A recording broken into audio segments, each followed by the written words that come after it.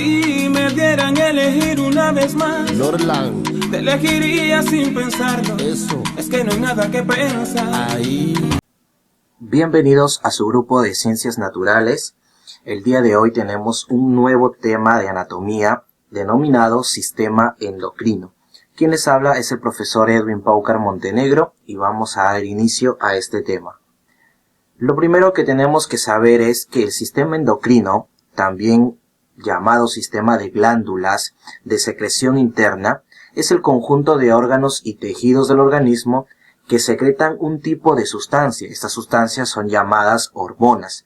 Las hormonas, también conocidas como mensajeros químicos, son liberados al torrente sanguíneo y regulan algunas de las funciones del cuerpo en puntos muy alejados de donde son producidas. Una vez capturadas por el receptor específico, conocidos como célula receptor o célula blanco. La endocrinología es la ciencia que estudia las glándulas endocrinas, las sustancias hormonales que producen estas glándulas, sus efectos fisiológicos y las enfermedades provocadas por alteración de su función. Tipos de glándulas. Tenemos las glándulas endocrinas, las cuales van a ser un tipo de glándulas sin conductos debido a que sus secreciones van a ser liberadas directamente al torrente sanguíneo, como lo podemos observar en esta imagen. Aquí tenemos las glándulas endocrinas y sus sustancias, o sea, sus hormonas, van a ser enviadas directamente a los capilares, en este caso al torrente sanguíneo. Tenemos también las exocrinas. Liberan sus secreciones sobre la superficie interna o externa de algunos tejidos cutáneos, como la mucosa del estómago o el revestimiento de los conductos pancreáticos. ¿Cómo los podemos tener acá? Ellas sí poseen un conducto. Ese conducto va a permitir que estas hormonas, estas sustancias que son producidas en las glándulas, puedan secretarse hacia justamente los tejidos cutáneos o de revestimiento. Las glándulas más representativas del sistema endocrino son la hipófisis, la glándula tiroides y las suprarrenales, aunque existen otras más que también vamos a ver en el transcurso del video. ¿Qué son las hormonas? Bien, como lo decíamos, son sustancias químicas segregadas por las glándulas endocrinas, que al llegar a través de la sangre a las células diana o células blanco, hacen que éstas realicen determinadas funciones. Actúan como coordinadores y reguladores de numerosas funciones del organismo, con la finalidad de lograr que todos los sistemas funcionen correctamente. Por lo general, son liberadas directamente dentro del torrente sanguíneo, solas o asociadas a proteínas transportadoras.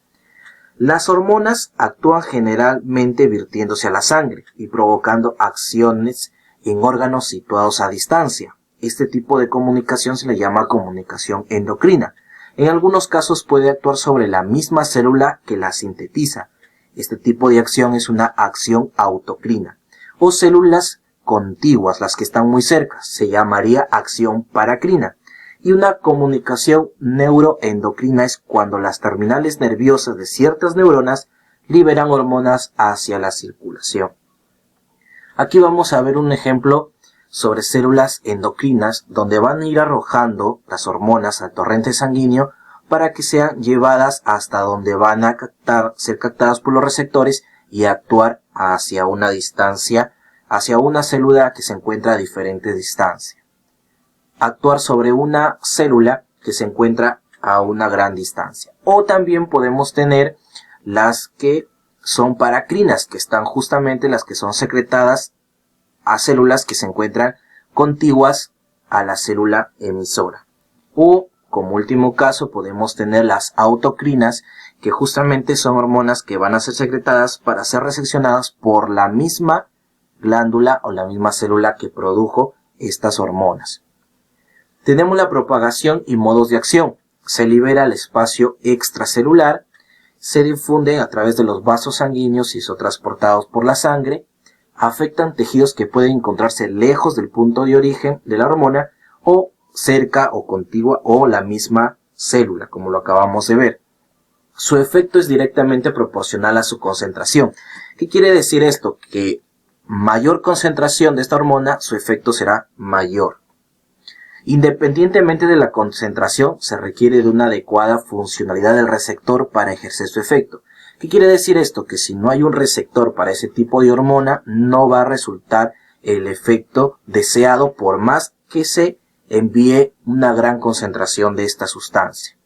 Tenemos también en este caso cómo funciona. Acá hay un receptor de una hormona, es transportada, ingresa hacia el núcleo y en el núcleo, junto con el ADN, se va a decodificar un ARN que va a producir una proteína o la sustancia a la cual fue enviada este mensaje. Proteínas liposolubles y en este caso hormonas proteicas. Como lo podemos encontrar, llega el receptor, de igual manera llega un segundo mensajero que lo va a enviar al núcleo, se va a intercambiar con el ADN esta información para que pueda salir un ARN mensajero y pueda producirse la proteína. ¿Cuáles son los efectos? Tienen dos efectos distintos. Un efecto estimulante que promueve la actividad de un tejido. Por ejemplo, la prolactina estimula la producción de leche por las glándulas mamarias. Y la inhibitoria, que es la que disminuye la actividad en un tejido. Ejemplo, la somatostatina. Trópico. Esta es una hormona que altera el metabolismo de otro tejido endocrino.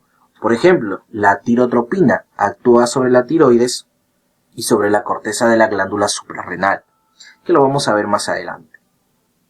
Se dice que dos hormonas son antagonistas cuando tienen efectos opuestos. Por ejemplo, la insulina disminuye la concentración de la glucosa en la sangre y el glucagón la aumenta. Dos o más hormonas son sinergistas cuando en conjunto tienen un efecto más potente que por separado. Por ejemplo, en el caso de la HGH, la T3 y la T4. Veamos acá cómo funciona en este caso cuando son inhibidoras y cuando son en este caso estimulantes. Por ejemplo, tenemos la insulina, que va a ser una hormona producida por el páncreas, que justamente cuando aumenta la glucosa en la sangre. Entonces llega este mensaje aquí y la insulina sale para regular en el hígado justamente esa cantidad de glucosa. Cuando los niveles de azúcar disminuyen, otra vez se va a enviar el mensaje, en este caso al páncreas, para que envíe otra hormona que es el glucagón para que en este caso estimule. Entonces, inhibidora y estimulante de la producción en este caso de glucosa. Clasificación química. Se van a clasificar según lleguen a ser solubles, ya puede ser liposolubles o hidrosolubles. Vamos a tener como las liposolubles los esteroides, que son todas las hormonas esteroides, son derivados químicos del colesterol y son solubles en lípidos. También vamos a tener las hormonas tiroideas, como habíamos mencionado la T3 y la T4, que también son producidas por la glándula tiroides y también en este caso pueden ser liposolubles. Tenemos las hidrosolubles, en este caso circulan por la sangre y se adhieren a un receptor específico situado en una membrana plasmática. En este caso podemos tener las aminas, como la adrenalina y la noradrenalina. Tenemos los péptidos, son cadenas cortas de aminoácidos, por ejemplo el ADH, tiene la capacidad de circular libremente por el plasma sanguíneo. Tenemos también las proteicas, que tenemos por ejemplo la GH, y también tenemos las glucoproteínas, por ejemplo la FSH y la LH. Todas estas ya las vamos a ver sus nombres y cuál es la acción que tienen. El mecanismo que transportan las hormonas, como habíamos mencionado, las hidrosolubles y liposolubles. Las hidrosolubles, como los péptidos, las catecolaminas, glucoproteínas, se disuelven en el plasma y se transportan al tejido efector. Requieren de activación de segundos mensajeros para entrar a la célula. En cambio, las hormonas liposolubles, tenemos los esteroides y las tiroideas. Circulan en la sangre unidas principalmente a proteínas plasmáticas. En este caso requieren de la tiroides como receptor en el núcleo y de las esteroideas receptor en el citoplasma celular, Principales glándulas endocrinas. Tenemos al hipotálamo e hipófisis. La hipófisis es una pequeña glándula que se encuentra situada en el interior del cráneo, en la región denominada silla turca. Consta de dos partes que se llaman adenohipófisis y neurohipófisis.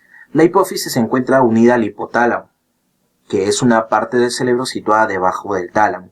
El hipotálamo secreta 8 hormonas diferentes y la hipófisis 7, la mayoría de las cuales controlan a su vez el funcionamiento de otras glándulas endocrinas. Tenemos la hormona del crecimiento o la GH, como lo habíamos visto anteriormente. La hormona del crecimiento es secretada por la hipófisis anterior o llamada adenohipófisis. Favorece el aumento de tamaño de las células y su división, en este caso por mitosis, por lo que induce el crecimiento de los diferentes órganos y tejidos. Su acción es especialmente destacada sobre el crecimiento óseo y muscular. Aquí tenemos un ejemplo donde vamos a poder encontrar dónde está situado la hipófisis y el hipotálamo, como podemos ver en esta zona. Bien. Aparte, tenemos la hormona de crecimiento, que justamente la glándula pituitaria es la glándula de la hipófisis, que justamente esta glándula tiene acción sobre el músculo esquelético, permitiendo que crezca, sobre el tejido adiposo, sobre el hígado también, va a permitir secreciones sobre los huesos para su crecimiento. Tenemos hormonas trópicas. Son un conjunto de 4 hormonas secretadas por la adenohipófisis que poseen efectos estimulantes sobre otras glándulas endocrinas. Incluyen las siguientes: la TSH o llamada tirotropina. Actúa promoviendo la secreción de hormonas tiroideas. Bien. Tenemos la ACTH, como lo habíamos visto, también llamada adrenocorticótropa. Estimula el crecimiento de la corteza de la glándula suprarrenal y favorece la producción de las hormonas que se sintetizan en la misma. Tenemos la FSH, también llamada hormona folículo estimulante. En la mujer actúa favoreciendo la maduración de los folículos ováricos y estimulación de la secreción de estrógenos. En el hombre favorece el desarrollo de los testículos y el proceso de la formación de los espermatozoides, denominado espermatogénesis. La LH, también llamada hormona luteinizante, su acción principal es favorecer la formación y actividad del cuerpo lúteo situado en el ovario. Como podemos observar, aquí tenemos las hormonas que habíamos mencionado anteriormente, ¿no? En la CTH tenemos que produce la aldosterona, cortisol y adrenalina. En este caso, la TSH, que es la hormona estimulante de la tiroides, produce la tiroxina y la calcitonina. Tenemos en la GH, que es la del crecimiento de los huesos, tenemos la hormona folículo estimulante, que produce hormonas sexuales como estrógenos, progesterona, testosterona y gametos. Y en este caso tenemos la hormona luteinizante, que estimula la producción de leche. Tenemos la hormona antidiurética, se llama también vasopresina, es producida por el núcleo supraóptico y el núcleo paraventricular del hipotálamo. Es producida por el hipotálamo, pero se almacena y se libera a través de la neurohipófisis. Su efecto principal es aumentar la concentración de la orina y disminuir su volumen. Tenemos la oxitocina, al igual que la hormona antidiurética, es producida por el hipotálamo, pero secretada por la hipófisis. Estimula la contracción del útero durante el parto y favorece la eyección de la leche en el periodo de lactancia. La estimulación del pezón por la succión del bebé favorece la secreción de la oxitocina. Aquí justamente tenemos estas dos glándulas que son secretadas por la neurohipófisis.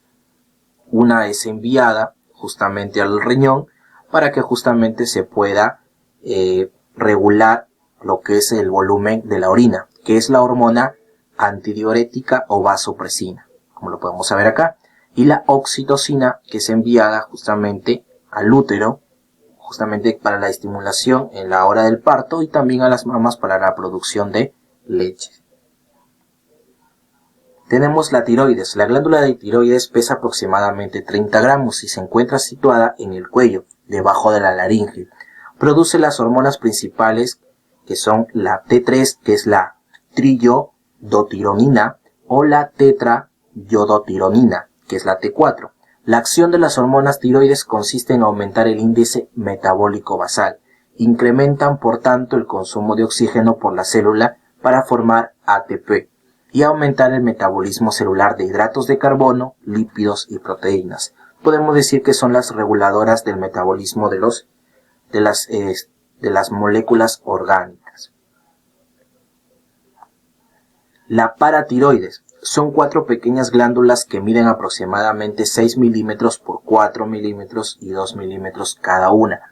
Tienen la función de secretar la hormona paratormona, que cumple importantes funciones en la regulación del nivel de calcio en la sangre. Y tenemos las glándulas suprarrenales, que son 2 pequeñas estructuras situadas, cada una de ellas sobre un riñón. Están formadas por la médula suprarrenal en el centro y la corteza suprarrenal en el exterior. La médula suprarrenal secreta adrenalina en respuesta a situaciones estresantes, como en peligro inminente y ejercicio físico. La corteza suprarrenal secreta 3 tipos de hormonas: la glucocorticoides, como el cortisol, la mineralocorticoides, como la aldosterona, y andrógenos, como la testosterona. Aquí lo vamos a poder ver en las imágenes. Tenemos la glándula, ¿no? Tenemos la hormona estimulante de la tiroides que se envía hacia la tiroides para producir la T3 y la T4. Tenemos en este caso la paratormona, que también la produce la glándula de tiroides, y en este caso es enviada al riñón, enviada también al intestino y también a los huesos para la acción de regular el calcio, que es enviada a través de la sangre. Y tenemos también la glándula suprarrenal, que tenemos, como decíamos, la médula y la corteza suprarrenal. En la parte de lo que es la corteza también vamos a tener que va a producir mineralocorticoides, como la aldosterona, y teníamos también las glucocorticoides, como el cortisol.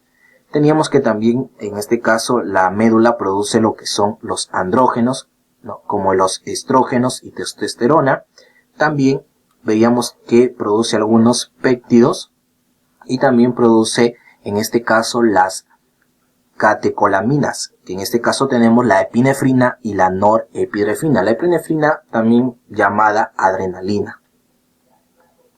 Tenemos la epífisis, también llamada glándula pineal, y está situada en una región del encéfalo llamado diencéfalo. La hormona principal que produce se llama la melatonina y es muy importante para el mantenimiento y ajuste del reloj biológico del organismo. La secreción de melatonina varía dependiendo del ciclo de luz u oscuridad relacionado con el día y la noche. De tal forma, su concentración en la sangre aumenta por la noche y disminuye durante las horas de luz. Tenemos también las del páncreas. El páncreas es una glándula exocrina y endocrina. Produce varias hormonas. La más importante son la insulina y el glucagón. En la insulina tenemos que la insulina es una hormona producida por las células beta del páncreas. Ojo aquí, porque siempre ha sido pregunta hasta incluso de exámenes de admisión, ¿no? La insulina es producida por ¿qué tipo de células del páncreas? Por las células tipo beta. Tiene un papel clave para mantener los niveles adecuados de glucosa en la sangre. Los principales lugares sobre los que actúa son el músculo estriado, el hígado y el tejido graso. Su acción es anabolizante, pues promueve el almacenamiento de glucosa en forma de glucógeno. El déficit de producción de insulina provoca la enfermedad conocida como diabetes mellitus. El glucagón es producida por las células alfa del páncreas. Tiene un efecto contrario a la insulina, aumenta el nivel de glucosa en la sangre, donde está situada, en este caso, la glándula pineal o epífisis, con su producción de su hormona melatonina, que es la que regula la producción hormonal rítmica, sincronización del ciclo sueño-vigilia, ¿no? La médula de respuesta inmunológica, acción antioxidante, retarda el envejecimiento y es un neuroprotector. Y aquí teníamos justamente la del páncreas, que secreta 2 hormonas, la insulina y el glucagón, ¿no? En este caso la insulina, que en este caso va a convertir la glucosa en glucógeno y baja la glucosa en la sangre. Esto, al ser llevado acá, va a producir vuelta a glucagón, que lo que va a hacer convertir el glucógeno en glucosa, para que en este caso pueda volver a haber glucosa o azúcar en la sangre a niveles óptimos. Tenemos el ovario y testículo. El ovario y testículo tienen funciones de producir óvulos y espermatozoides, pero actúan también secretando diferentes hormonas. En el caso del ovario produce hormonas femeninas, principalmente estrógenos y progesterona. Los estrógenos estimulan el crecimiento y desarrollo del aparato reproductor femenino, la mama y los caracteres sexuales secundarios femeninos. Los testículos, en este caso, fabrican hormonas masculinas como la testosterona. La testosterona estimula la maduración de los órganos sexuales masculinos, la formación del escroto, el crecimiento de la laringe y la aparición de la barba y el vello androgénico. También aumentan la masa muscular y la densidad del hueso. Aquí en esta imagen podemos observar, en este caso, del ovario, lo que va a producir son estrógenos y progesterona. Los estrógenos actúan en todo el cuerpo y también en el útero. Desarrollan caracteres sexuales secundarios y la colaboración con el control del ciclo menstrual femenino.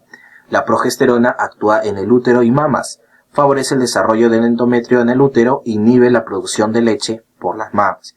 En este caso, los testículos producen la hormona testosterona y el órgano diana, o sea, donde actúa, es en todo el cuerpo y también en el aparato reproductor masculino. Desarrolla los caracteres sexuales secundarios y la formación de espermatozoides. Hormonas de otros tejidos y órganos. Aquí en muchos casos, varias células formadoras de hormonas se agrupan en el interior de un órgano que tiene otra función. Para ellas, diferentes órganos y tejidos que no son conocidos como glándulas endocrinas disponen de células que producen hormonas. En este caso tenemos el riñón, que produce la eritropoyetina y la renina. Tenemos el corazón, que produce el péptido natriurético atrial. Tenemos el aparato digestivo, que produce la secretina, gastrina, la colecistocinina, la GLP-1 y la oxintomodulina. En el hígado produce la trombopoyetina y factor de crecimiento insulínico tipo 1.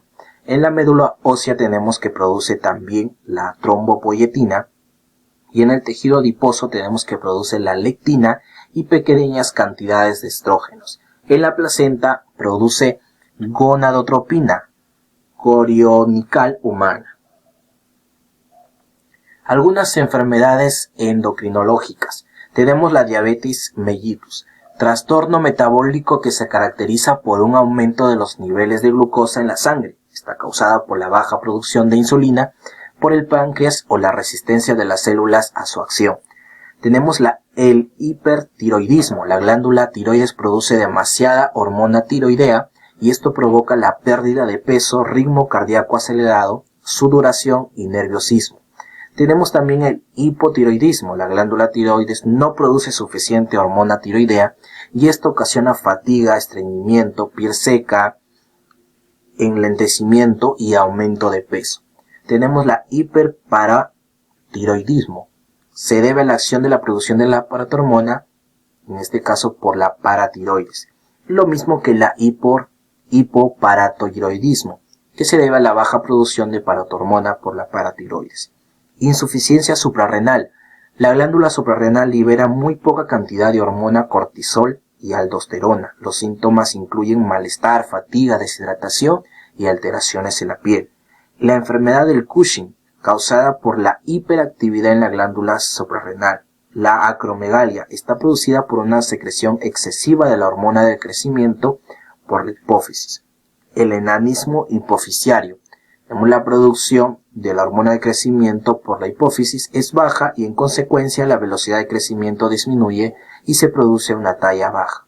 La diabetes insípida se debe a la falta de secreción de hormona antidiurética por la hipófisis. El síndrome de la secreción inadecuada de la hormona antidiurética se debe al exceso de producción de la hormona antidiurética. Y la pubertad precoz se produce cuando se liberan hormonas sexuales a edades tempranas. Muchas gracias. Se despide de ustedes el profesor Edwin Paucar Montenegro, sin antes decirle que si el video te gustó, pues desde eso me gusta, comentes qué te pareció, puedas compartir esta información con quien lo necesite y suscribirte para que no te pierdas ninguno de los videos.